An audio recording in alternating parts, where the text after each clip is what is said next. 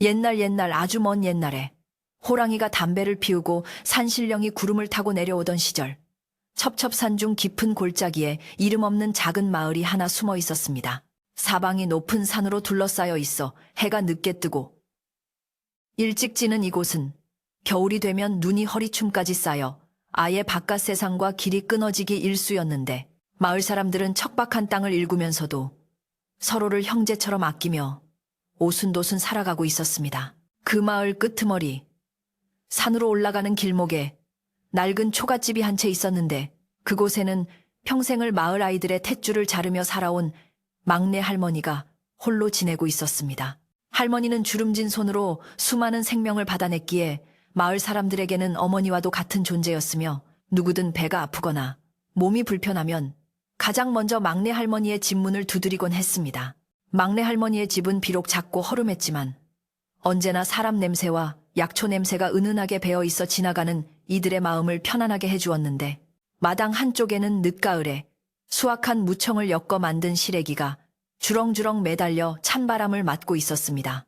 방 안에는 콩을 삶아 메주를 띄우는 구수한 냄새가 감돌았고, 아랫목은 언제나 뜨끈하게 데워져 있어 동네 아낙들이 마시를 와 수다를 떨다 가는 사랑방 역할도 톡톡히 해내고 있었습니다. 할머니는 젊은 시절 남편을 먼저 떠나보내고 슬하에 자식 하나 없이 외롭게 살았지만, 마을의 모든 아이가 자신의 손을 거쳐 세상에 나왔기에 그 아이들을 모두 자식처럼 여기며 외로움을 달래곤 했습니다. 그녀의 손은 거칠고 투박했지만 갓 태어난 아기를 만질 때만큼은 비단결처럼 부드러웠고, 산모의 고통을 덜어주는 신비한 힘이 있었습니다. 어느 해 겨울, 유난히 눈이 많이 내리고 바람이 매섭게 불던 날이었는데, 며칠째 계속된 폭설로 인해 마을길은 온통 하얀 눈으로 뒤덮여 어디가 길이고 어디가 밭인지 구분조차 할 수 없을 지경이었습니다. 사람들은 맷짚을 엮어 만든 눈신을 신고도 감히 밖으로 나갈 엄두를 내지 못했고, 굴뚝에서 피어오르는 연기만이 이 마을에 사람이 살고 있다는 것을 알려주는 유일한 신호였습니다. 막내 할머니는 문틈으로 들어오는 황소바람을 막기 위해 문풍지를 새로 바르고, 혹시 모를 위급한 환자가 생길까봐 말린 쑥과 깨끗한 무명천을 삶아 준비해두며 긴 겨울밤을 보내고 있었습니다. 밤이 깊어지자 산에서 내려오는 바람소리가 마치 짐승의 울음소리처럼 윙윙거리며 창호지 문을 세차게 흔들어대어 할머니는 쉽사리 잠을 청할 수 없었습니다. 그날 밤은 달빛조차 구름에 가려 칠흑 같은 어둠이 온 세상을 삼키고 있었는데, 할머니는 호롱불 심지를 돋우고 바느질을 하며 무료함을 달래고 있었습니다. 타닥타닥 타오르는 호롱불 소리와 밖에서 몰아치는 눈보라 소리가 묘한 대조를 이루며 방안을 감싸고 있을 때, 갑자기 살인문 밖에서 무언가 묵직한 것이 쿵 하고 떨어지는 소리가 들려왔습니다. 바람에 날려온 나뭇가지가 떨어진 것이라기에는 그 소리가 너무나 둔탁하고 무거웠기에 할머니는 바느질하던 손을 멈추고 귀를 쫑긋 세우며 바깥의 동태를 살피기 시작했습니다. 잠시 후 마당 눈 밟는 소리가 들려왔는데, 그것은 사람의 발자국 소리가 아니라 네 발 달린 거대한 짐승이 조심스럽게 내딛는 소리처럼 뽀드득거리면서도 묵직하게 울렸습니다. 할머니는 가슴이 철렁 내려앉는 것을 느끼며 방문 고리를 꼭 잡았는데, 깊은 산속이라 가끔 멧돼지나 노루가 내려오는 일은 있었지만 이렇게 눈이 많이 쌓인 밤에 민가까지 내려오는 짐승은 드물었기 때문입니다. 소리는 점점 가까워져 마침내 방문 바로 앞에서 멈췄고, 거친 숨소리가 문풍지 너머로 생생하게 들려오기 시작했습니다. 그르렁, 그르렁. 그것은 분명 맹수의 숨소리였고, 그 소리에 섞여 나오는 뜨거운 입김이 차가운 문풍지에 닿아 하얗게 서리는 것이 눈에 보일 듯 선명했습니다. 할머니는 공포에 질려 숨조차 크게 쉬지 못하고 방구석으로 물러나 앉았지만, 짐승은 문을 부수고 들어올 기색 없이 그저 밖에서 문을 긁어대며 나지막이 울음소리를 낼 뿐이었습니다. 한참을 망설이던 할머니는 짐승이 해칠 마음이 있었다면 진작에 문을 박차고 들어왔을 것이라는 생각이 들어 용기를 내어 떨리는 목소리로 "누구요? 이 밤중에 누구요?" 하고 물었습니다. 밖에서는 대답 대신 크응 하는 앓는 소리가 들려왔고, 그 소리에는 왠지 모를 간절함과 애원함이 담겨있는 듯하여 할머니의 마음을 흔들었습니다. 평생을 아픈 사람과 산모를 돌보며 살아온 할머니였기에 비록 짐승이라 할지라도 고통스러워하는 소리를 외면할 수 없는 천성이 발동한 것이었습니다. 할머니는 마음을 다잡고 천천히 문고리를 걸어 잠근 숟가락을 빼내어 문을 아주 조금 열어보았는데 문틈으로 들어온 차가운 바람과 함께 거대한 그림자가 방 안으로 드리워졌습니다. 문을 연 할머니의 눈앞에는 집채만 한 호랑이 한 마리가 떡하니 버티고 서 있었는데 그 눈빛이 어찌나 형형하고 위엄이 넘치는지 할머니는 그 자리에 얼어붙어 꼼짝도 할 수 없었습니다. 마을 노인들이 옛날 이야기 속에서나 나온다고 했던 산군, 바로 산의 주인인 호랑이가 자신의 집 마당에 내려와 있는 것이었습니다. 호랑이의 털은 눈을 맞아 하얗게 젖어 있었고 입가에는 긴 수염이 바람에 날리고 있었는데 무시무시한 덩치와는 달리 그 눈빛은 몹시 애처롭고 슬퍼 보였습니다. 할머니는 이제 꼼짝없이 죽었구나 생각하며 눈을 질끈 감았지만 호랑이는 할머니를 공격하기는커녕 앞발을 모으고 마치 사람처럼 머리를 조아리며 눈물을 흘리는 심협을 했습니다. 호랑이는 할머니의 치맛자락을 입으로 살짝 물어당기며 산 쪽을 바라보았는데 그 행동은 마치 자신을 따라오라는 듯한 명확한 의사표현이었습니다. 할머니는 호랑이의 눈을 가만히 들여다보다가 문득 짚히는 것이 있어 혹시 짝이 아픈 게냐? 새끼를 낳으려는데 잘 안 되는 게냐? 하고 물었습니다. 말귀를 알아들은 듯 호랑이는 고개를 크게 끄덕이며 다시 한번 구슬픈 소리를 내었는데 그제야 할머니는 이 영물이 자신을 잡아먹으러 온 것이 아니라 도움을 청하러 왔음을 확신하게 되었습니다.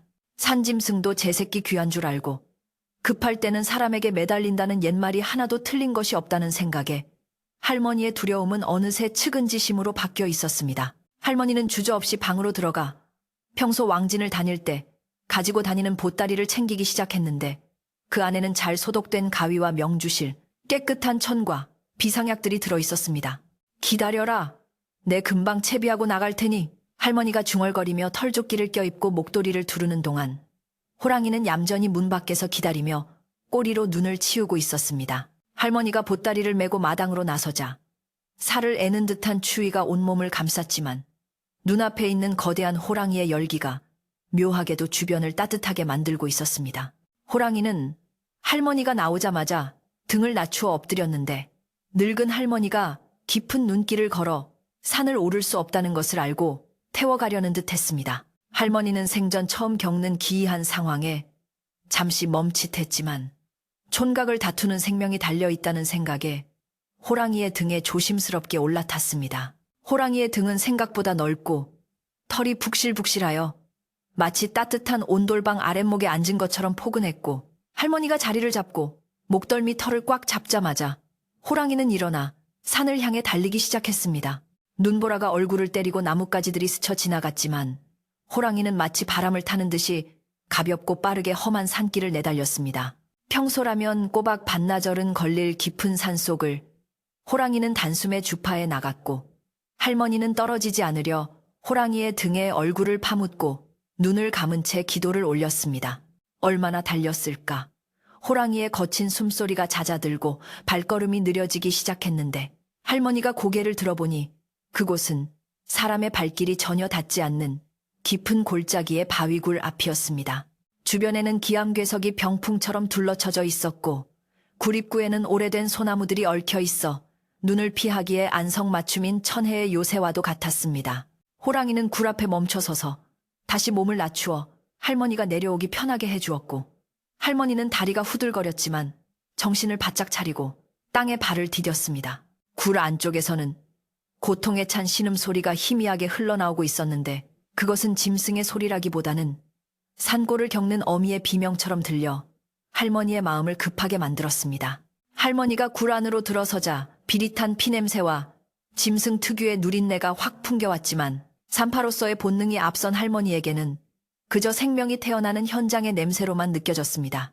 어둑한 굴 안쪽에는 다른 호랑이 한 마리가 옆으로 누워 거칠게 숨을 몰아쉬고 있었는데 배는 남산만하게 불러 있었지만 기력이 다해 더 이상 힘을 쓰지 못하고 축 늘어져 있는 상태였습니다. 할머니가 호롱불 대신 가져온 초롱에 불을 붙여 가까이 다가가 보니 어미 호랑이의 눈은 풀려 있었고 산도가 열린 지 한참 되었는데도 새끼가 나오지 못해 꽉 막혀 있는 위급한 상황이었습니다. 할머니는 겉옷을 벗어던지고 소매를 걷어붙이며 에구, 이 미련한 짐승아, 이 지경이 되도록 어찌 참았누 하고 혀를 차면서도 손길은 바쁘게 움직였습니다. 수컷 호랑이는 굴 입구에 앉아 밖을 경계하며 안절부절 못한 채 안쪽을 바라보고 있었는데 그 모습이 마치 산통을 겪는 아내 곁을 지키는 남편의 모습과 다를 바가 없어 할머니는 묘한 동질감을 느꼈습니다. 할머니는 차가운 손을 비벼 따뜻하게 만든 뒤 어미 호랑이의 불룩한 배를 쓰다듬으며 태아의 위치를 확인하기 시작했는데 손끝에 전해지는 느낌이 심상치 않았습니다. 새끼가 뱃속에서 자리를 잘못 잡아 다리부터 나오고 있거나 아니면 두 마리가 서로 엉켜 나오지 못하는 난산 중의 난산임이 분명했습니다.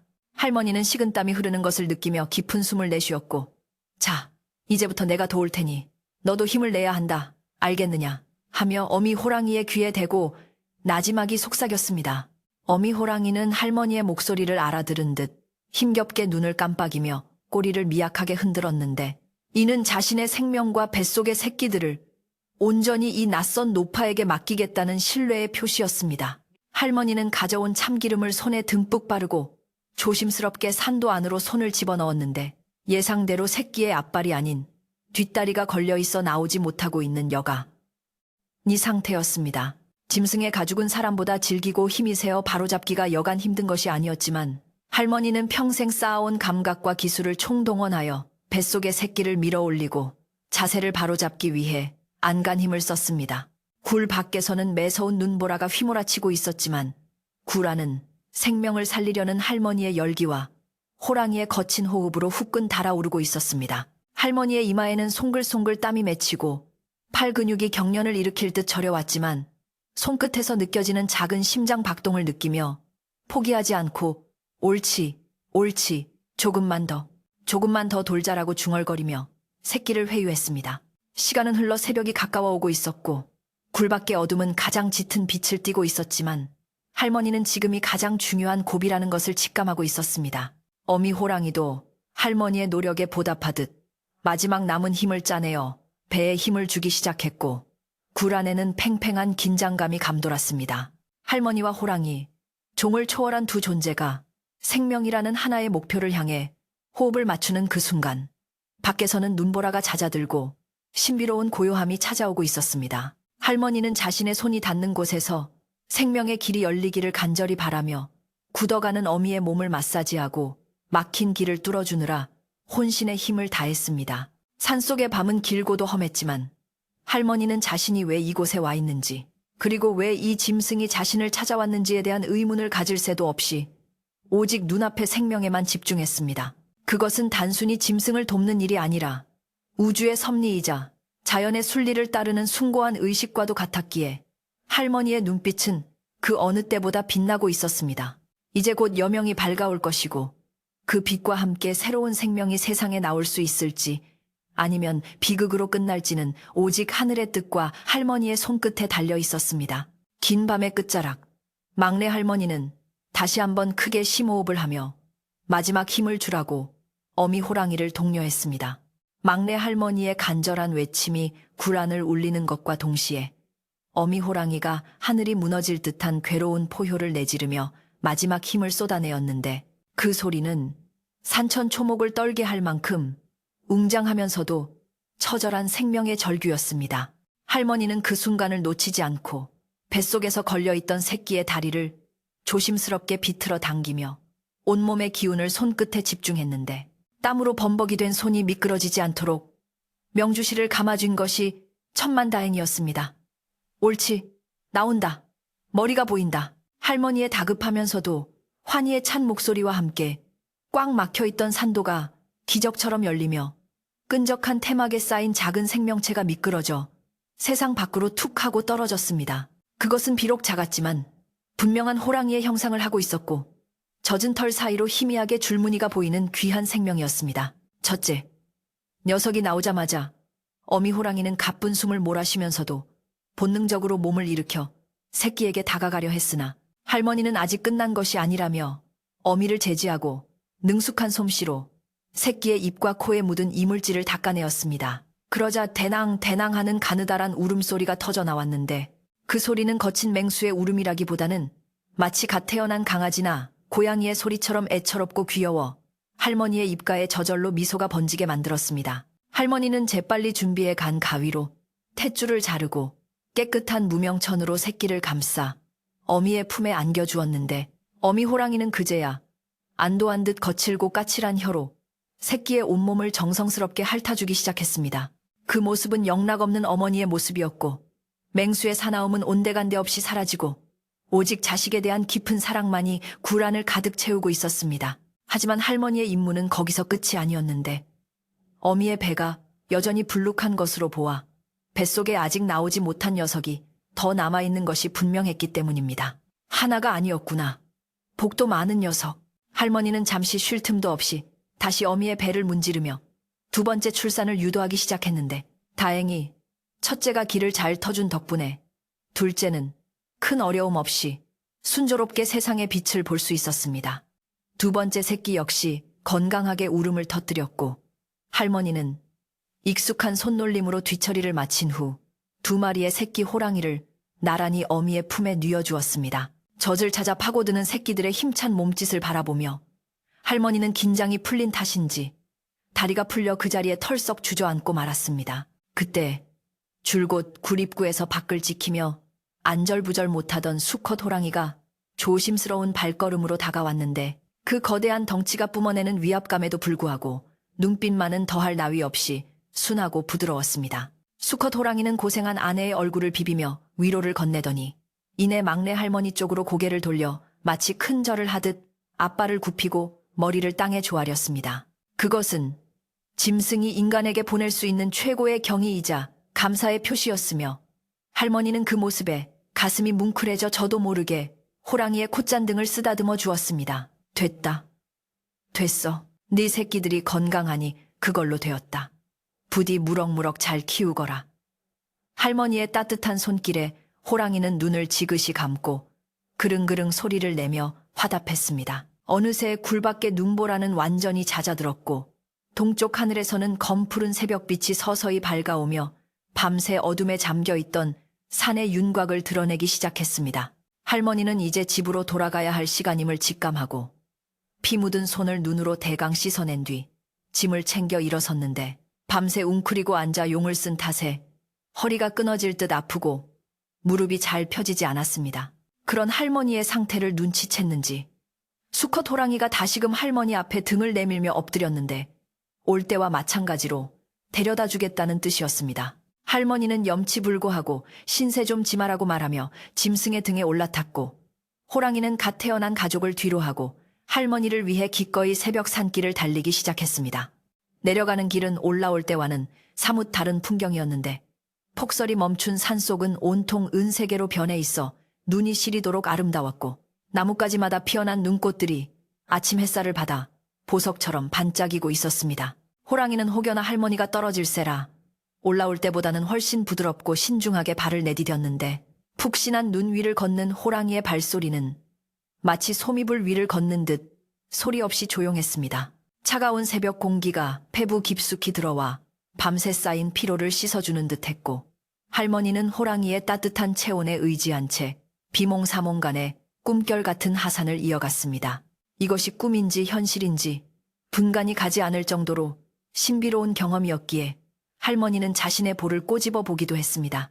마침내 마을 어귀가 내려다 보이는 산등성이에 도착하자 호랑이는 걸음을 멈추고 몸을 낮추어 할머니를 내려주었는데 더 이상 내려가면 마을 사람들의 눈에 띌까 염려한 배려였습니다.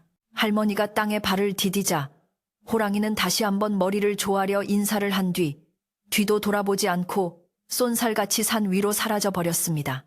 눈 깜짝할 사이에 사라진 호랑이의 뒷모습을 보며 할머니는 멍하니 서 있다가 자신의 옷과 손에 묻은 짐승의 털과 비릿한 냄새를 맡고서야 지난밤의 일이 꿈이 아님을 확인했습니다. 마을은 이제 막 잠에서 깨어나고 있었고 굴뚝마다 아침밥을 짓는 하얀 연기가 피어오르고 있었는데 그 평범한 풍경이 할머니에게는 더없이 소중하고 감사하게 느껴졌습니다. 집으로 돌아온 할머니는 젖은 옷을 벗고 꽁꽁 온몸을 녹이기 위해 아랫목에 파고들었는데 긴장이 풀리자마자 걷잡을 수 없는 졸음이 밀려와 그대로 깊은 잠에 빠져들었습니다. 마을 사람들은 밤새 폭설로 인해 길이 끊겨 오도 가도 못하고 집에만 갇혀 있었기에 할머니가 밤새 어떤 엄청난 일을 겪었는지 전혀 알지 못했습니다. 해가 중천에 뜨고 눈이 녹아 처마 밑으로 물방울이 뚝뚝 떨어질 때가 되어서야 사람들은 하나둘씩 마당으로 나와 눈을 치우기 시작했습니다. 마을의 고요를 깬 것은 다름 아닌 이웃집에 사는 수다쟁이 귀동 어멈의 목소리였는데 그녀는 눈을 치우다 말고 막내 할머니네 집 쪽을 바라보며 고개를 갸웃거렸습니다. 아니, 이 시간이 되도록 할머니 댁 굴뚝에 연기가 안 나네? 무슨 일 있나?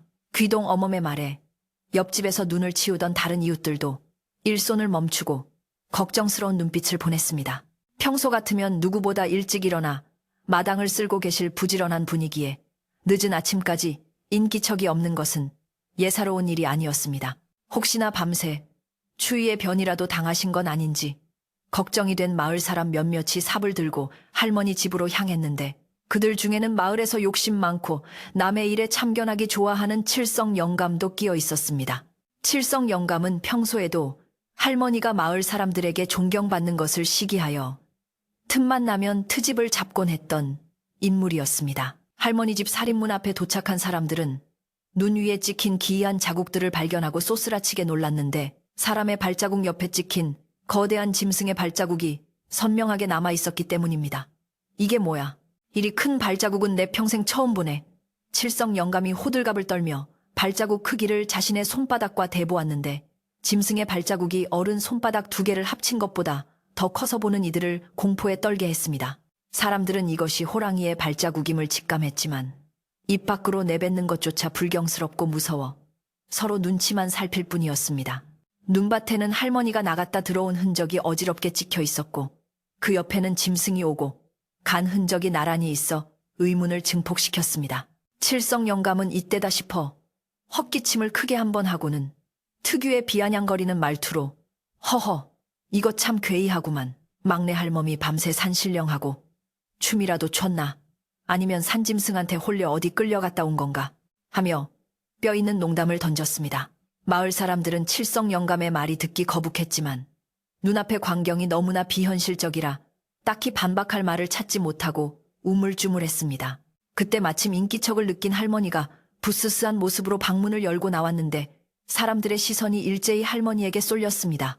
할머니는 마당에 모여있는 사람들을 보고 깜짝 놀랐지만 이내 평정심을 되찾고 아니, 아침부터 웬 사람들이 내 집 마당에 이리 모여 있어? 하며 태연하게 물었습니다. 귀동 어멈이 나서서 할머니, 별일 없으세요? 굴뚝에 연기도 안 나고 마당에 이 무시무시한 발자국은 다 뭐예요? 하며 걱정스레 물었습니다. 할머니는 순간 지난밤의 일을 사실대로 말해야 할지 고민했지만 섣불리 말했다가는 마을 사람들이 두려움에 떨거나 호랑이를 잡겠다고 나설까봐 걱정이 앞섰습니다. 그래서 할머니는 아, 이거? 밤새 눈이 많이 와서 멧돼지가 먹을 걸 찾으러 내려왔나 보네. 내가 자다가 인기척에 놀라 나가 보니 도망가더이다. 하고 둘러대었습니다. 하지만 칠성 영감은 그 말을 고지 듣지 않는 눈치였는데 그의 매서운 눈은 할머니의 옷자락 끝에 묻어있는 누런 짐승의 털과 희미한 핏자국을 놓치지 않고 훑고 있었습니다. 멧돼지라. 멧돼지 발자국 치고는 발톱 자국이 너무 날카롭지 않소? 그리고 할멈 옷에 묻은 그건 뭐요? 꼭 짐승 피 같은데. 칠성 영감의 예리한 지적에 마을 사람들은 다시금 술렁이기 시작했고 할머니의 얼굴에도 잠시 당혹스러운 기색이 스쳤습니다. 분위기가 심상치 않게 돌아가자 마을에서 가장 연로하고 지혜로운 덕촌 어른이 나서서 상황을 정리하려 했습니다. 덕촌 어른은 지팡이로 땅을 쿵쿵 치며 에헤이, 다들 쓸데없는 소리 말고 가서 자기 집 눈이나 치우게. 산골에 살다 보면 짐승이 마시러 올 수도 있는 거지. 그걸 가지고 왈가왈부해서 산신 노하게 하지 말고 라며 칠성 영감에게 면박을 주었습니다. 덕촌 어른의 호통에 사람들은 흩어지기 시작했지만 칠성 영감은 못내 아쉬운 듯 뒤를 자꾸 돌아보며 의심의 눈초리를 거두지 않았습니다. 그는 투덜거리며 두고 보라지. 분명 뭔가 있어. 저 할멈이 여우에 홀렸거나 아니면 우리가 모르는 꿍꿍이가 있는 게 분명해. 라고 중얼거리며 자신의 집으로 돌아갔습니다. 사람들은 흩어졌지만 마을에는 이미 묘한 소문이 돌기 시작했는데 막내 할머니가 산짐승과 교감을 한다더라. 아니면 밤새 산속 도깨비와 내기를 했다더라 하는 식의 터무니없는 이야기들이 살을 붙여 퍼져나갔습니다. 할머니는 사람들이 돌아간 뒤 서둘러 빗자루를 들고 나와 마당에 남은 호랑이의 발자국을 지우기 시작했습니다. 눈 위에 찍힌 그 거대한 발자국을 지우며 할머니는 지난밤 산속 굴에서의 일을 떠올렸는데 새끼 호랑이들의 그 보드라운 감촉과 어미 호랑이의 감사 가득한 눈빛이 여전히 생생하게 느껴졌습니다. 부디 몸조리 잘하고 사람들 눈에 띄지 말고 잘 살거라. 할머니는 산 쪽을 향해 마음속으로 빌어주며 혹시나 칠성 영감이 사냥꾼들을 불러들이지는 않을까 하는 걱정에 마음이 무거워졌습니다. 하지만 할머니는 곧 고개를 저으며 나쁜 생각을 떨쳐내려 애썼는데 짐승도 은혜를 아는데 사람이 설마 해코지를 하겠냐는 순진한 믿음을 가지고 싶었기 때문입니다. 그러나 그 믿음은 인간의 욕심 앞에서 얼마나 나약한 것인지 할머니는 아직 모르고 있었습니다. 그날 이후 며칠 동안 마을은 겉으로는 평온해 보였지만 물밑으로는 이상한 기류가 흐르고 있었습니다. 칠성 영감은 동네 사랑방에 앉아 막걸리를 마시며 내가 그날 분명히 봤어. 할멈 눈빛이 예사롭지 않았단 말이지. 그건 사람의 눈이 아니라 뭔가에 홀린 눈이었어. 라며 사람들의 불안 심리를 자극했습니다. 아이들은 할머니 집 근처에 얼씬도 하지 않으려 했고 아낙네들도 우물가에서 할머니를 보면 슬금슬금 피하거나 수군거리기 일쑤였습니다. 평생을 마을 사람들을 위해 헌신해온 할머니였지만 정체 모를 두려움 앞에서는 그간의 공덕도 힘을 잃어가는 듯 했습니다. 하지만 할머니는 그런 냉대에도 아랑곳하지 않고 묵묵히 자신의 할 일을 하며 겨울을 나고 있었습니다. 그러던 어느 날 새벽 마을 전체를 뒤흔드는 사건이 발생했는데 그것은 칠성 영감의 의심에 불을 지피고 마을을 혼란의 도가니로 몰아넣는 결정적인 계기가 되었습니다. 동이 트기 전 모두가 잠든 고요한 시간에 쿵 하는 엄청난 소리가 할머니 집 마당에서 들려왔고 그 소리는 잠기 밝은 노인네들을 모두 깨울 만큼 컸습니다. 이어서 개들이 미친 듯이 짖어대기 시작했고 소란스러운 소리에 잠이 깬 마을 사람들이 하나둘 밖으로 뛰쳐나왔습니다. 막내 할머니 역시 놀란 가슴을 쓸어내리며 방문을 열었는데 어스름한 새벽빛 아래 마당 한가운데에 놓인 거대한 물체를 보고는 입을 다물지 못했습니다. 그것은 바로 지난밤 호랑이가 물어다 놓은 것이 분명한 산만한 멧돼지 한 마리였습니다. 마당 한가운데 떡하니 놓인 멧돼지는 실로 엄청난 크기였는데 마을 장정 서너시 달려들어 들어도 꿈쩍하지 않을 만큼 거대하고 육중한 몸집을 자랑하고 있었습니다. 검고 억센 털에는 아직 산속의 찬 기운과 함께 희미한 짐승의 열기가 남아있어 김이 모락모락 피어오르고 있었고 목덜미에는 날카로운 송곳니의 단숨에 급소를 찔린 흔적이 선명하게 남아있었습니다. 막내 할머니는 그 상처를 보자마자 단박에 누가 보낸 선물인지 알아차렸는데 그것은 며칠 전 밤 자신을 등에 태우고 산을 달렸던 바로 그 산군 호랑이의 솜씨임이 분명했습니다. 할머니는 놀란 가슴을 진정시키며 멧돼지 곁으로 다가갔는데 짐승이라도 은혜를 입으면 이렇게 갚을 줄 안다는 사실에 코끝이 찡해지며 눈물이 핑 돌았습니다. 하지만 할머니의 감동과는 달리 뒤늦게 달려온 마을 사람들의 반응은 경악과 공포 그 자체였는데 평생 산골에 살면서 멧돼지를 수없이 봐왔던 그들이었지만 이렇게 큰 놈은 처음 보는 데다 사람의 도구 없이 단번에 숨통을 끊어놓은 솜씨가 예사롭지 않았기 때문입니다. 세상에, 이게 웬일이야. 호랑이가 물어다 놓은 게 분명해. 누군가 비명에 가까운 소리를 지르자 호기심에 모여들었던 사람들은 순식간에 두려움에 휩싸여 뒷걸음질 쳤습니다. 마을 사람들에게 호랑이는 경외의 대상이자 동시에 가장 무서운 재앙과도 같은 존재였기에 호랑이가 민가 마당까지 들어와 사냥감을 놓고 갔다는 사실은 곧 마을에 큰 변고가 생길 징조로 받아들여졌습니다. 웅성거리는 소리는 점점 커져갔고 그 소란 속에서 사람들의 눈빛은 공포로 흔들리고 있었습니다. 이때다 싶어 인파를 해치고 앞으로 나선 것은 역시나 칠성 영감이었는데 그는 뒷짐을 지고 거만한 표정으로 멧돼지를 이리저리 뜯어보며 혀를 끌끌 찼습니다. 내 뭐라 했나? 저 할멈 집의 불길한 기운이 감돈다고 내가 누누이 말하지 않았나? 칠성 영감의 목소리는 쩌렁쩌렁 울려 퍼지며 사람들의 불안감을 부채질했습니다. 그는 지팡이로 멧돼지의 핏자국을 가리키며 보게나. 이건 산신령이 노에서 내린 벌일 수도 있고 아니면 산군이 제물로 바치라고 경고를 한 것일 수도 있어. 보통 일이 아니란 말일세 하며 짐짓 심각한 표정을 지어 보였습니다. 그의 말 한마디 한마디는 겁에 질린 마을 사람들의 마음에 기름을 붓는 격이 되어 사람들은 막내 할머니를 원망 섞인 눈초리로 바라보기 시작했습니다. 막내 할머니는 억울하고 답답한 마음에 가슴을 치고 싶었지만 흥분한 사람들 앞에서 호랑이의 새끼를 받아낸 이야기를 꺼냈다가는 오히려 더 큰 오해를 살까 두려워 입을 꾹 다물 수밖에 없었습니다. 영감님, 말 함부로 하지 마시오. 이건 산짐승이 그냥 놓고 간 것이지 무슨 저주니 벌이니 그런 게 아니란 말이오. 할머니가 용기를 내어 항변해 보았지만 칠성 영감은 코웃음을 치며 할머니의 말을 가볍게 무시했습니다. 그냥 놓고 가. 천하의 산군이 미치지 않고서야 제 먹이를 그냥 남의 집 마당에 버리고 간다는 게 말이 되는 소리인가? 필시 자네가 밤새 굿이라도 해서 요물을 불러들였거나 뭔가 부정한 짓을 저지른 게 틀림없어. 칠성 영감은 사람들을 선동하며 할머니를 궁지로 몰아넣었습니다. 마을 사람들은 평소 덕망 높던 할머니와 목소리 큰 칠성 영감 사이에서 갈팡질팡했지만 눈앞에 놓인 거대한 짐승 사체와 호랑이의 흔적은 이성적인 판단을 흐리게 만들기에 충분했습니다. 그러고 보니 며칠 전 밤에도 이상한 소리가 들렸어. 할머니 옷에 피가 묻어있던 것도 다 이유가 있었구먼. 사람들은 수군거리며 자신들만의 상상으로 이야기를 지어내기 시작했고 그 이야기는 삽시간의 살이부터 막내 할머니가 산속 요괴와 결탁했다는 흉흉한 소문으로 둔갑해버렸습니다. 공포는 전염병처럼 번져나가 이제는 누구도 선뜻 나서서 멧돼지를 치우려 하지 않았고 심지어 할머니 근처에 가는 것조차 꺼리며 멀찌감치 떨어져서 쑥덕거릴 뿐이었습니다. 칠성 영감은 분위기가 자신에게 유리하게 돌아가자 회심의 미소를 지으며 한 발 더 나아갔는데 그의 속내에는 사실 이 거대한 멧돼지 고기를 독차지하고 싶은 시커먼 욕심이 도사리고 있었습니다. 이보게들, 이 흉물을 이대로 두었다가는 마을 전체에 화가 미칠 것이야.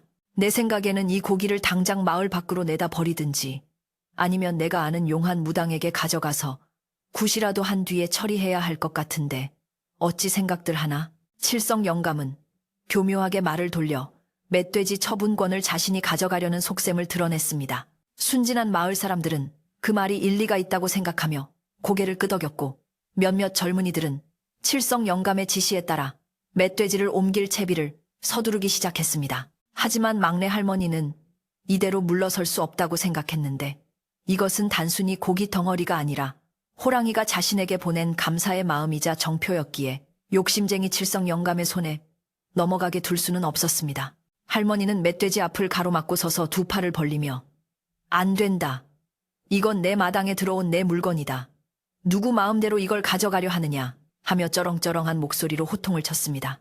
평소 온화하기만 하던 할머니가 이토록 강경하게 나오자 멧돼지를 옮기려던 젊은이들은 움찔하며 뒤로 물러섰고 칠성 영감도 예상치 못한 반격에 잠시 당황한 기색을 보였습니다. 할머니의 눈빛에는 더 이상 두려움이 없었고 오직 진실을 지키려는 결연한 의지만이 이글거리고 있었습니다. 이 할멈이 노망이 났나?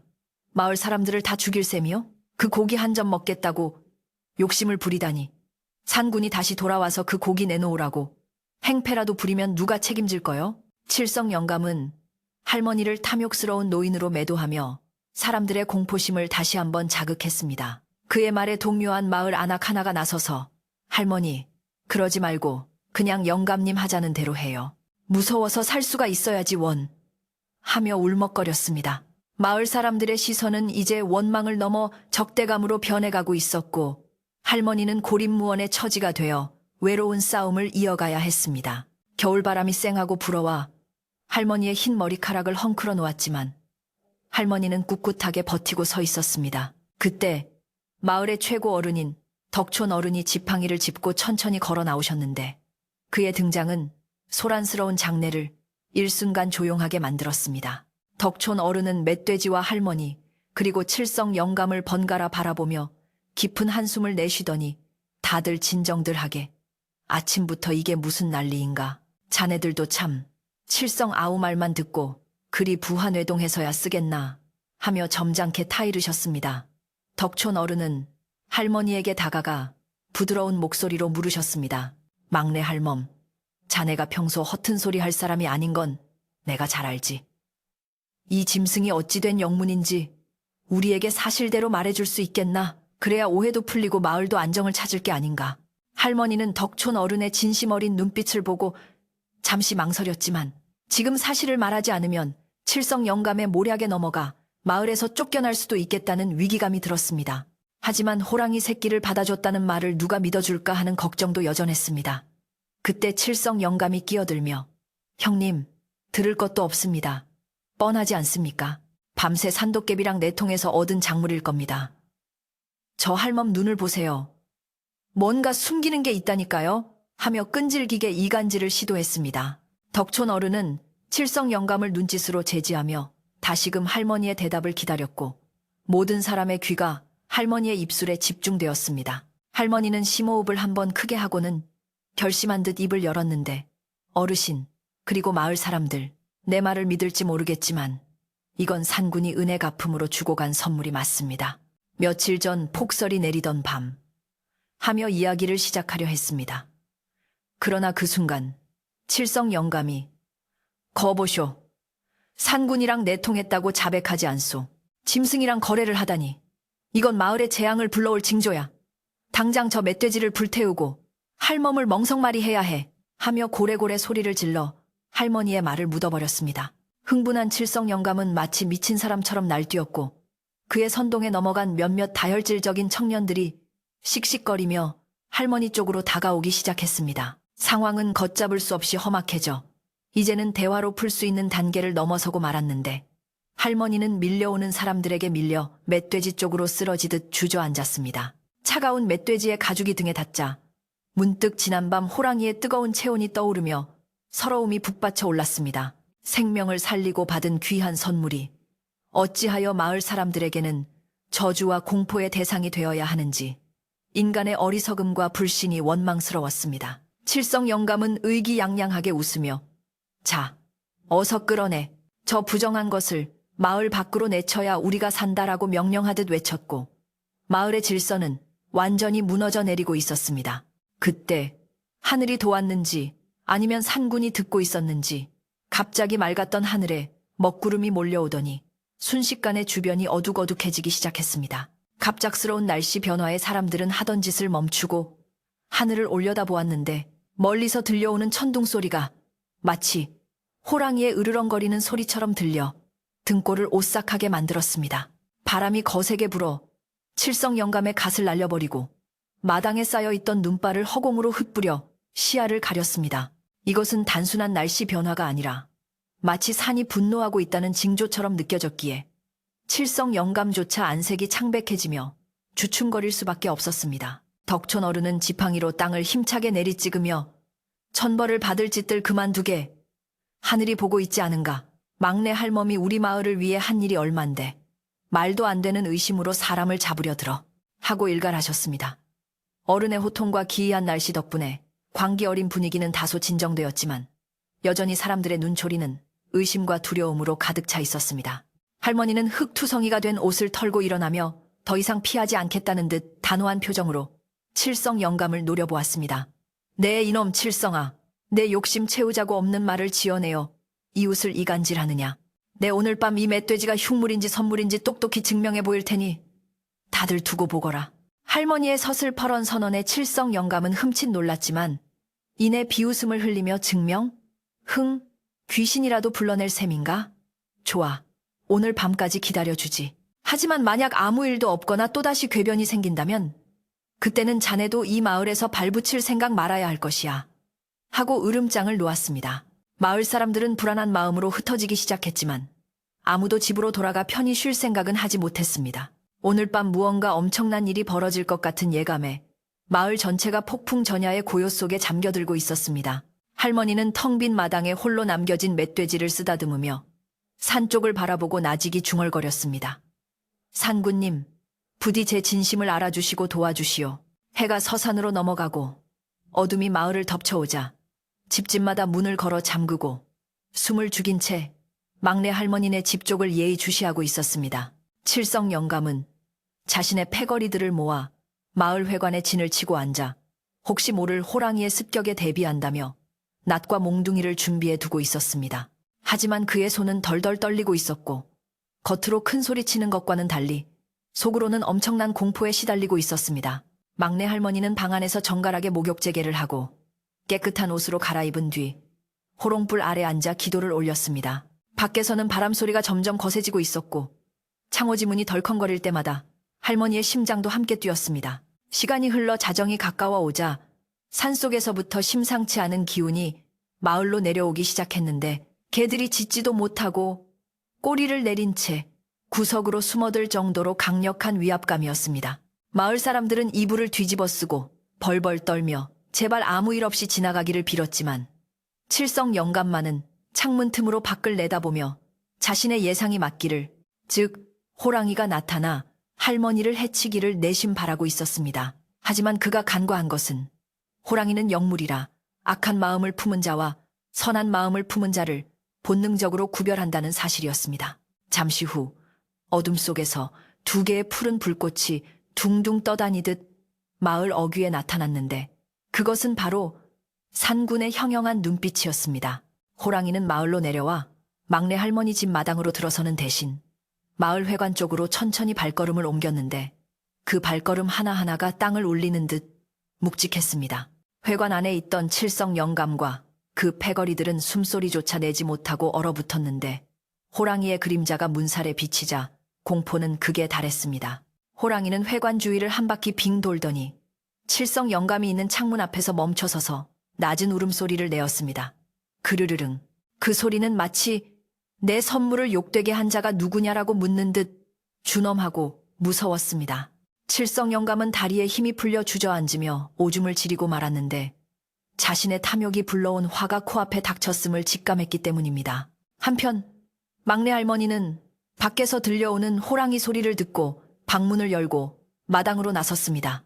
어둠 속에서도 호랑이의 위치를 느낄 수 있었던 할머니는 두려움보다는 반가움이 앞서는 기이한 감정을 느끼며 마을 회관 쪽으로 걸음을 옮겼습니다. 산군님, 오셨습니까? 할머니의 목소리는 차분하고 따뜻하게 밤 공기를 갈랐고 그 소리를 들은 호랑이는 회관 앞에서 고개를 돌려 할머니를 바라보았습니다. 할머니와 호랑이의 눈이 마주친 순간 팽팽했던 긴장감은 눈 녹듯 사라지고 기묘한 평화가 찾아왔습니다. 이제 모든 진실이 밝혀질 순간이 다가오고 있었고 칠성 영감의 거짓말은 산군의 위험 앞에서 낱낱이 드러날 운명이었습니다. 밤 공기를 가르는 호랑이의 낮은 울음소리는 마을 회관의 얇은 문풍지를 뚫고 들어와 칠성 영감의 고막을 때렸는데 그것은 단순한 짐승의 소리가 아니라 마치 죄 지은 자를 꾸짖는 하늘의 호통과도 같았습니다. 회관 안에 웅크리고 있던 칠성 영감과 그 패거리들은 서로의 옷자락을 붙잡고 사시나무 떨듯 떨며 제발 이 공포스러운 시간이 빨리 지나가기만을 마음속으로 간절히 빌고 있었습니다.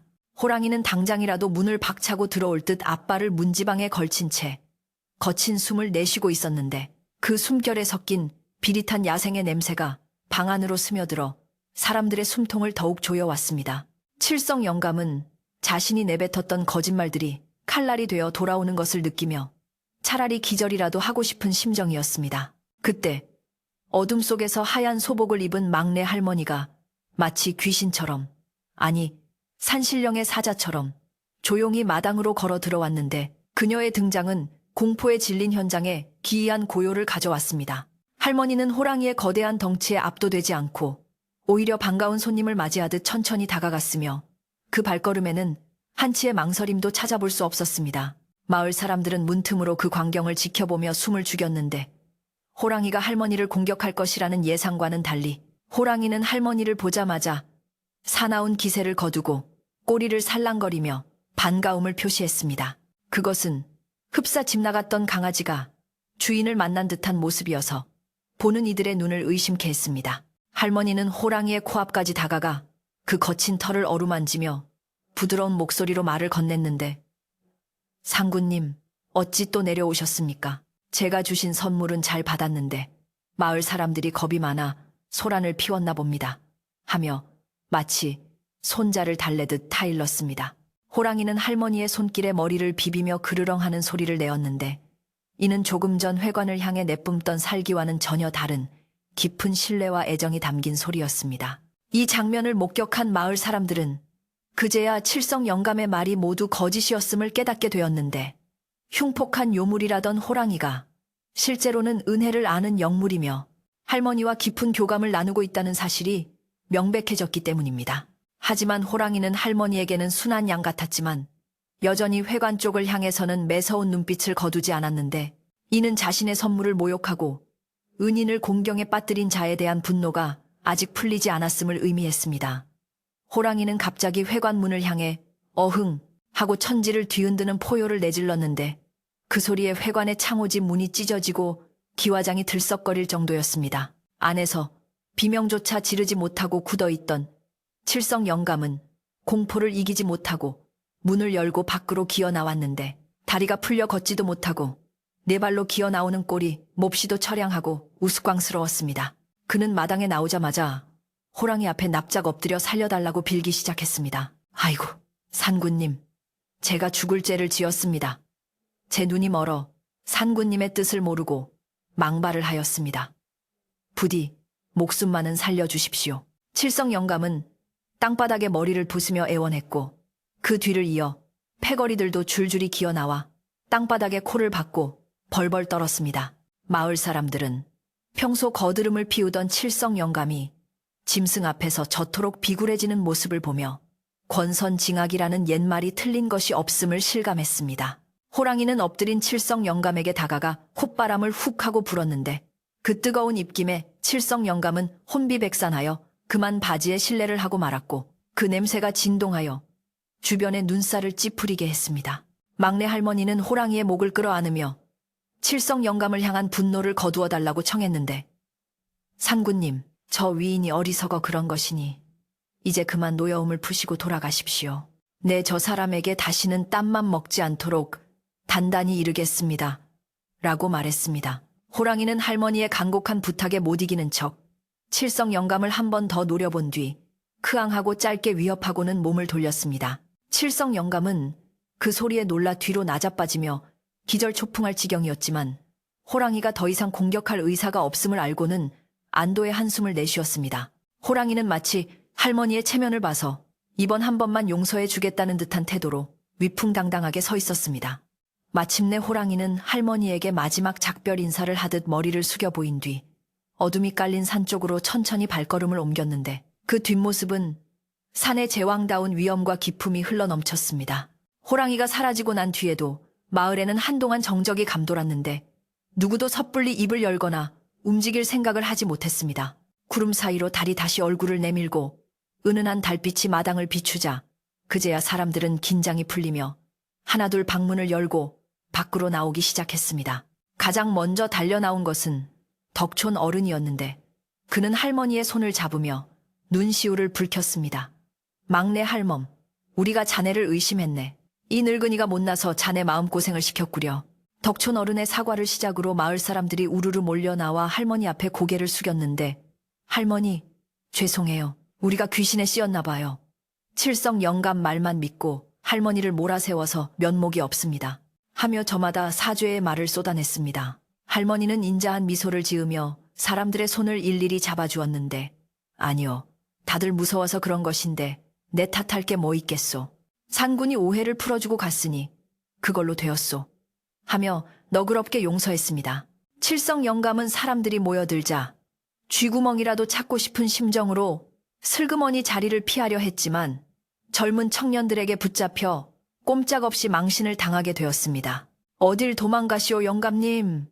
아까는 그렇게 큰 소리 치더니 산군 앞에서는 오줌까지 지리시고, 아이고 냄새야. 청년들의 조롱에 칠성 영감은 얼굴이 홍당무처럼 빨개져 고개를 들 수 없었는데, 평소의 위세는 온데간데 없고 초라한 늙은이의 모습만 남아 있었습니다. 덕촌 어른은 칠성 영감을 엄하게 꾸짖으며, 자네는 당분간 마을 대소사에 끼어들 생각 말고 집에서 자숙하게, 또다시 헛소문을 내거나 이웃을 해코지하려 들면 그때는 마을법으로 다스릴 걸세 하고 못을 박았습니다. 칠성 영감은 아무 대꾸도 못하고 예, 알겠습니다 하고 꽁무니를 빼며 집으로 도망치듯 사라졌는데, 그 모습이 마을 사람들에게는 통쾌한 웃음을 선사했습니다. 오해가 풀리고 나니 마당 한가운데 놓인 거대한 멧돼지가 다시금 사람들의 눈에 들어왔는데, 이제 그것은 공포의 대상이 아니라 산군이 마을에 내려준 귀한 선물로 보이기 시작했습니다. 이걸 어쩐다. 이 귀한 걸 나 혼자 먹을 수도 없고. 막내 할머니가 난감한 표정으로 멧돼지를 바라보자 덕촌 어른이 무릎을 탁 치며 좋은 의견을 내놓았습니다. 할멈, 이참에 마을 잔치를 여는 게 어떻겠소. 그동안 눈 때문에 고생들도 했고 흉흉했던 마음도 털어버릴 겸 이 고기를 나누어 먹으며 화해의 자리를 마련하는 거지. 마을 사람들은 모두 환호성을 지르며 찬성했는데 오랜 폭설과 굶주림 그리고 공포에 시달렸던 터라 고기 생각에 입안에 군침이 돌았기 때문입니다. 곧바로 마을 회관 앞마당에는 큰 불이 피워지고 집집마다 가지고 있는 큰 가마솥이란 가마솥은 다 쏟아져 나와 걸리기 시작했습니다. 장정들은 멧돼지를 해체하기 위해 칼을 갈았고 아낙네들은 묵은지를 꺼내고 쌀을 씻어 밥을 안 치느라 분주하게 움직였습니다. 멧돼지가 어찌나 큰지 가죽을 벗기고 살을 발라내는 데만 한 시즌이 넘게 걸렸는데 살코기는 선홍빛으로 싱싱하고 기름기가 자르르 흘러보기만 해도 배가 부를 지경이었습니다. 막내 할머니는 직접 팔을 걷어붙이고 고기 굽는 양념을 만들기 시작했는데 간장에 마늘, 파, 참기름을 듬뿍 넣어 만든 특제 양념. 냄새가 온 마을에 퍼져나가자 자던 아이들까지 깨어나 밖으로 뛰쳐나왔습니다. 마당 한가운데 모닥불이 활활 타오르고 솥뚜껑 위에서는 멧돼지 고기가 지글지글 소리를 내며 익어가기 시작했는데 고소한 기름 냄새가 밤 공기를 타고 산 너머까지 전해질 듯 강렬했습니다. 사람들은 옹기종기 모여 앉아 고기가 익기를 기다리며 지난밤의 무용담을 안주 삼아 이야기꽃을 피웠는데 조금 전까지의 서먹함과 두려움은 불길 속에 모두 사그라들었습니다. 와, 할머니가 호랑이 등을 타고 산을 날아다니셨다며? 그 호랑이가 할머니한테 절하는 거 봤어? 진짜 산신령이 따로 없더라. 사람들은 할머니를 영웅시하며 지켜세웠고 할머니는 에이, 다 늙은이가 운이 좋아 그런 거지 하며 수줍게 손사래를 쳤습니다. 갓 지은 하얀 쌀밥에 노릇노릇하게 구운 멧돼지 고기 한 점을 얹어 입안 가득 넣으니 그 맛이 꿀맛보다 더 달고 고소하여 사람들의 얼굴에는 행복한 미소가 번져갔습니다. 오랫동안 고기를 구경하지 못했던 마을 사람들에게는 그야말로 천하일미였으며 함께 나누어 먹으니 그 맛이 배가 되는 듯했습니다. 칠성 영감집 쪽은 불이 꺼져 캄캄했지만 덕촌 어른은 미운 놈 떡 하나 더 준다고 고기 좀 썰어서 갖다 주게. 그래야 뒤탈이 없지 하며 인심을 썼습니다. 청년 하나가 고기를 한 그릇 담아 칠성 영감네 살인문 앞에 놓아두고 왔는데 잠시 후 문이 살짝 열리고 그릇이 사라지는 것을 보고 사람들은 껄껄 웃음을 터뜨렸습니다. 잔치는 밤이 깊도록 이어졌는데 배가 부르고 등 따숩게 되자 사람들은 덩실덩실 춤을 추고 노래를 부르며 그동안 쌓였던 스트레스를 모두 날려보냈습니다. 장구 소리와 꽹과리 소리가 흥겹게 울려 퍼지고 어깨 동무를 하고 강강술래를 도는 아낙네들의 웃음소리가 밤하늘의 별처럼 반짝였습니다. 막내 할머니는 마루에 걸터앉아 그 평화로운 풍경을 바라보며 흐뭇한 미소를 지었는데 호랑이가 준 선물이 단순히 고기가 아니라 마을 사람들의 마음을 하나로 모으는 화합의 선물이었음을 깨닫게 되었습니다. 비록 시작은 두려움과 오해였지만 그 끝은 나눔과 용서로 마무리되는 것이야말로 진정한 산군의 뜻이 아니었을까 생각했습니다. 아이들은 배가 불러 할머니 무릎을 베고 누워 잠이 들었고 어른들도 하나둘씩 취기에 얼굴이 붉어져 기분 좋은 표정으로 서로에게 덕담을 건넸습니다. 할머니, 정말 감사합니다. 할머니 아니었으면 우리가 언제 이런 호사를 누려보겠습니까? 오래오래 건강하셔서 우리 곁에 있어주세요. 마을 사람들의 진심, 어린 말 한마디 한마디가 할머니의 가슴에 따뜻하게 와닿아 그동안 겪었던 마음고생을 눈 녹듯 사라지게 만들었습니다. 할머니는 밤하늘을 올려다보며 산속 어딘가에 있을 호랑이 가족에게 마음속으로 감사의 인사를 전했습니다. 상구님, 덕분에 우리 마을이 다시 하나가 되었습니다. 새끼들도 무탈하게 잘 키우십시오. 새벽녘이 되어 잔치가 파하고 사람들이 각자의 집으로 돌아갈 때까지 마을에는 웃음이 끊이지 않았습니다. 사람들은 남은 고기를 집집마다 골고루 나누어 들고 돌아갔는데 그 발걸음이 들어올 때보다 훨씬 가볍고 경쾌해 보였습니다. 텅 빈 마당에는 타다 남은 모닥불만이 붉은 불씨를 머금고 깜빡이고 있었고 곳곳에 흩어진 잔치의 흔적들이 지난밤의 즐거움을 말해주고 있었습니다. 할머니는 마당을 정리하고 들어와 아랫목에 자리를 폈는데 몸은 고단했지만 마음만은 깃털처럼 가벼웠습니다. 창호지 문 너머로 들려오는 바람소리는 더 이상 짐승의 울음소리가 아닌 산이 불러주는 자장가처럼 부드럽고 평온하게 들렸습니다. 이제 모든 것이 제자리를 찾았고 마을을 덮고 있던 어두운 그림자는 완전히 걷혔습니다. 할머니는 이불을 턱 밑까지 끌어당기며 깊은 잠을 청할 준비를 했습니다. 내일 아침에는 마을 사람들이 다 같이 모여 눈을 치우고 다시 예전처럼 오순도순 살아가는 평범한 일상이 시작될 것입니다. 하지만 오늘 밤 겪은 이 신비롭고 따뜻한 이야기는 마을 사람들의 입을 통해 오래오래 전설처럼 전해질 것입니다. 산파 할머니와 호랑이, 그리고 멧돼지가 만들어낸 기적 같은 하룻밤은 그렇게 겨울밤의 깊은 어둠 속으로 아름답게 스며들고 있었습니다. 이제 마지막 남은 이야기는 이 평화를 어떻게 매듭짓고 할머니가 어떤 꿈을 꾸게 될지에 대한 따뜻한 마무리가 될 것입니다. 잔치가 끝난 다음 날 아침, 마을은 그 어느 때보다 맑고 투명한 햇살 아래 깨어났는데 밤새 타오르던 모닥불의 온기가 여전히 마당 한 구석에 남아있어 차가운 공기를 훈훈하게 데우고 있었습니다. 눈 덮인 지붕 위로 참새들이 날아와 지저귀는 소리가 평화롭게 울려 퍼졌고 마을 사람들은 늦잠을 자는 대신 일찍 일어나 335 빗자루를 들고 나와 마을 길을 쓸기 시작했습니다. 어제까지만 해도 서로 눈치를 보며 서먹했던 이웃들이 이제는 먼저 인사를 건네고 밤새 있었던 즐거운 이야기로 꽃을 피우며 웃음꽃을 터뜨리는 모습은 마치 봄이 일찍 찾아온 듯 생기가 넘쳤습니다. 막내 할머니도 개운한 몸으로 일어나 방문을 활짝 열고 심호흡을 했는데 폐부 깊숙이 들어오는 아침 공기가 어찌나 상쾌한지 지난밤의 피로가 씻은 듯이 사라지는 기분이었습니다. 할머니가 마당으로 내려오자 동네 아이들이 쪼르르 달려와 할머니, 안녕히 주무셨어요?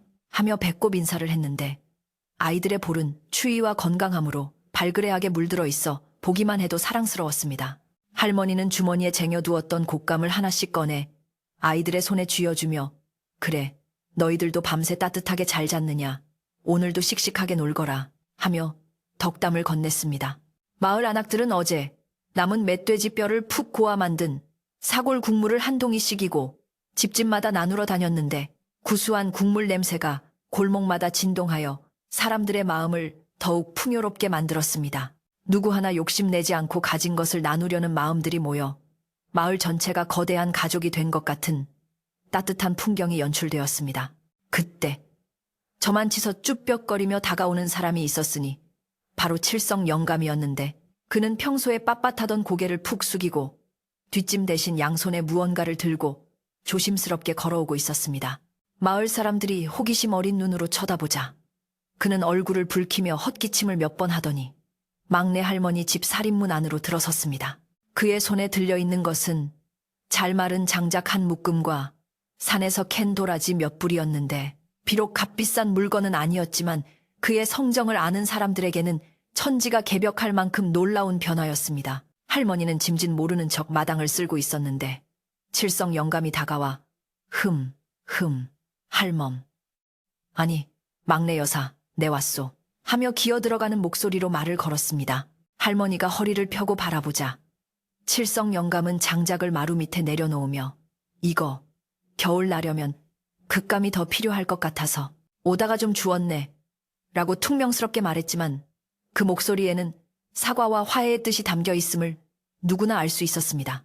그리고 이건 내 기관지에 좋다고 캐둔 도라지인데 자네가 밤새 고생했으니 다려 먹든 무쳐 먹든 알아서 하게. 칠성 영감은 차마 미안하다는 말은 입 밖으로 꺼내지 못했지만 행동으로 자신의 잘못을 뉘우치고 있음을 보여주었습니다. 할머니는 그 마음을 기특하게 여겨 빙그레 웃으며 아이고, 귀한 걸 다 가져오셨네. 영감님도 참 어제 일은 다 잊으라니까 그러시네. 이리 와서 따뜻한 물이라도 한 잔 하고 가시오. 하고 넉넉하게 품어주었습니다. 할머니가 건넨 따뜻한 숭늉 대접을 받아든 칠성 영감의 손은 가늘게 떨리고 있었는데 그는 뜨거운 물을 후루룩 마시며 눈시울을 붉혔습니다.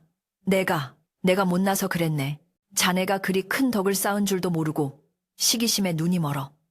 영감은 끝내 말을 잇지 못하고 고개를 숙였고 할머니는 아무 말 없이 그의 등을 토닥여 주었습니다. 이 모습을 지켜보던 마을 사람들도 하나둘씩 고개를 끄덕이며 칠성 영감을 다시 이웃으로 받아들여 주었고 마을의 묵은 갈등은 눈 녹듯이 완전히 사라졌습니다. 비 온 뒤에 땅이 굳는다는 말처럼 한 차례 거친 폭풍이 지나간 마을은 이전보다 훨씬 더 단단하고 끈끈한 정으로 묶이게 되었습니다. 시간은 유수와 같이 흘러 어느덧 매서웠던 겨울 추위도 한풀 꺾이고 처마 밑에 고드름이 녹아 낙수물이 되어 떨어지는 소리가 경쾌하게 들리는 계절이 돌아왔습니다. 산등성이에는 잔설이 남아 희끗희끗했지만 양지 바른 곳에는 벌써 파릇파릇한 새싹이 돋아나고 버들 강아지가 눈을 뜨며 봄이 오고 있음을 알렸습니다. 그동안 막내 할머니의 집 앞에는 밤마다 누군가 몰래 가져다 놓은 산나물이나 큰 토끼 같은 작은 산짐승들이 종종 놓여 있었는데 할머니는 그것이 누구의 소행인지 굳이 확인하지 않아도 알 수 있었습니다. 산군이 혹은 이제 갓 걸음마를 떼었을 아기 호랑이들이 어미를 따라다니며 보낸 감사의 표시임을 알기에 할머니는 아침마다 산 쪽을 향해 감사의 인사를 올리곤 했습니다. 마을 사람들도 이제는 호랑이를 두려움의 대상으로만 보지 않고 마을을 지켜주는 수호신처럼 여기게 되었으며 아이들은 산을 바라보며 호랑이님, 우리 할머니 집 잘 지켜주세요 라고 소리치며 놀기도 했습니다. 막내 할머니는 호랑이 산파라는 별명을 얻게 되었고 인근 마을에까지 소문이 퍼져 아이를 낳으려는 집에서는 꼭 막내 할머니를 모셔가려 줄을 섰습니다. 사람들은 할머니가 받아낸 아이는 호랑이의 기운을 받아 건강하고 용맹하게 자랄 것이라 믿었고 실제로 할머니의 손을 거친 아이들은 잔병치레 하나 없이 무럭무럭 잘 자라주었습니다. 할머니는 바빠진 일상 속에서도 힘든 내색 없이 자신의 손길이 필요한 곳이라면 밤낮을 가리지 않고 찾아가 새 생명을 맞이했습니다. 봄이 무르익어 온 산천에 진달래와 철쭉이 만발하던 어느 날 할머니는 약초를 캐러 산 중턱까지 올라갔다가 잠시 바위에 앉아 쉬고 있었습니다. 따스한 햇살이 내려앉고 산새들이 지저귀는 평화로운 오후였는데 문득 건너편 바위 절벽 위에서 무언가 움직이는 기척이 느껴졌습니다.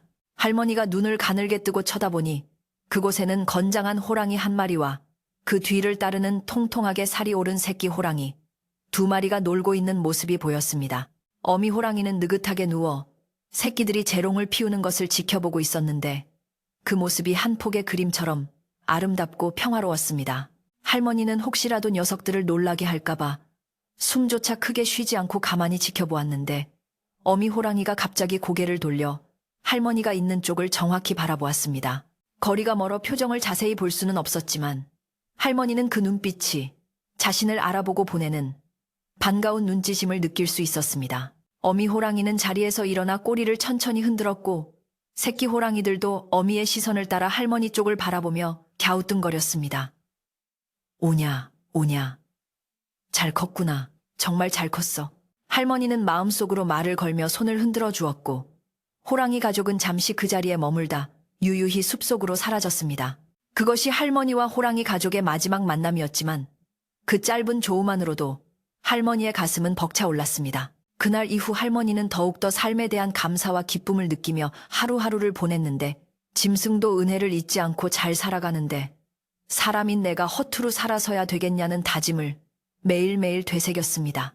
할머니의 집은 언제나 사람들로 북적였고 사랑방에는 웃음소리가 끊이지 않았습니다. 칠성 영감은 이제 할머니의 가장 든든한 조력자가 되어 무거운 짐을 날라주거나 집안의 고장난 곳을 고쳐주는 등 온분 일을 도맡아 했습니다. 두 노인이 티격태격하면서도 서로를 챙기는 모습은 마을의 또 다른 재미있는 풍경이 되어 사람들의 입가에 미소를 짓게 만들었습니다. 세월은 흘러 할머니의 머리는 더욱 하얗게 새고 허리는 조금 더 굽었지만 그 눈빛만은 여전히 맑고 총기 어린 빛을 잃지 않았습니다. 어느덧 다시 겨울이 찾아오고 첫눈이 내리던 날 밤 할머니는 방 안에서 타닥타닥 타오르는 화롯불을 쬐며 지난날의 추억에 잠겼습니다. 창밖에는 그때처럼 한방눈이 펑펑 쏟아지고 있었지만 이제는 춥거나 무섭게 느껴지지 않았습니다. 오히려 눈 내리는 소리가 마치 옛 친구가 찾아오는 발자국 소리처럼 정겹게 들렸고 문풍지가 떨리는 소리조차 감미로운 음악처럼 느껴졌습니다. 방 안에는 잘 말린 시래기 삶는 냄새와 군고구마의 달콤한 향기가 어우러져 아늑함을 더해주고 있었습니다. 할머니는 이불을 깔고 자리에 누워 천장을 바라보며 자신의 긴 인생이 참으로 복되고 아름다웠다고 생각했습니다. 외롭고 쓸쓸했던 시절도 있었지만 결국은 사랑과 나눔으로 채워진 삶이었기에 후회는 없었습니다. 산속의 호랑이들도 지금쯤 굴 속에서 서로의 체온을 나누며 따뜻하게 잠들어 있을 것이라 생각하니 마음이 놓였습니다. 모두가 평안하니 나도 이제 편히 쉴 수 있겠구나. 할머니는 혼잣말을 중얼거리며 촛불을 끄고 어둠 속에 몸을 맡겼습니다. 어둠은 두려움이 아니라 포근한 안식처가 되어 할머니를 감싸 안았고 할머니의 호흡은 서서히 깊고 규칙적으로 변해갔습니다. 꿈속에서 할머니는 다시 젊은 시절로 돌아가 눈 덮인 산을 호랑이의 등을 타고 달리고 있었습니다. 차가운 바람이 볼을 스치지만 상쾌하고 하늘에는 별들이 쏟아질 듯 반짝이며 길을 비춰주었습니다. 호랑이는 힘차게 땅을 박차고 올라 구름 위를 날아다녔고 할머니는 세상을 내려다보며 환하게 웃고 있었습니다. 그곳에는 아픔도 슬픔도 없고 오직 기쁨과 자유만이 가득했습니다. 마을 사람들의 웃는 얼굴, 건강하게 자라나는 아이들, 그리고 숲속의 생명들이 모두 어우러져 춤을 추는 그 꿈결 같은 세상 속에서 할머니는 영원한 평화를 맛보고 있었습니다. 이야기를 듣고 계신 여러분, 오늘 밤 우리 막내 할머니의 이야기가 당신의 마음에 작은 온기가 되었기를 바랍니다. 세상은 때로 춥고 험난하지만 진심 어린 마음과 나눔이 있다면 그 어떤 추위도 녹일 수 있다는 것을 우리는 알게 되었습니다. 밤이 깊어갈수록 어둠은 짙어지지만 그 어둠 속에는 내일을 준비하는 생명의 숨결이 숨쉬고 있습니다. 창밖의 바람소리에 귀를 기울여 보세요. 혹시 산군이 보내는 평화의 노래가 들리지 않나요? 근심 걱정은 모두 내려놓고 막내 할머니가 누웠던 그 따뜻한 아랫목처럼 포근한 잠자리에 드시길 바랍니다. 오늘의 이야기는 여기서 끝을 맺지만 산골 마을의 전설은 바람을 타고 계속해서 전해질 것입니다. 여러분의 꿈속에도 호랑이의 듬직한 등이 나타나 여러분을 가장 편안하고 아름다운 곳으로 데려다 주기를 소망합니다. 고단한 하루를 보낸 당신의 어깨 위에 따스한 위로를 전하며 이제 등불을 낮추고 물러가겠습니다. 부디 이 이야기가 베개가 되어 머리를 편안하게 받쳐주기를, 그리고 이불이 되어 마음을 따뜻하게 덮어주기를 바랍니다. 모두가 잠든 고요한 이 밤, 세상의 모든 생명이 평화롭기를 기도합니다. 눈 내리는 산골 마을의 정겨운 풍경을 떠올리며 깊고 단 잠에 빠져드시길. 편안히 주무십시오. 안녕히 주무십시오.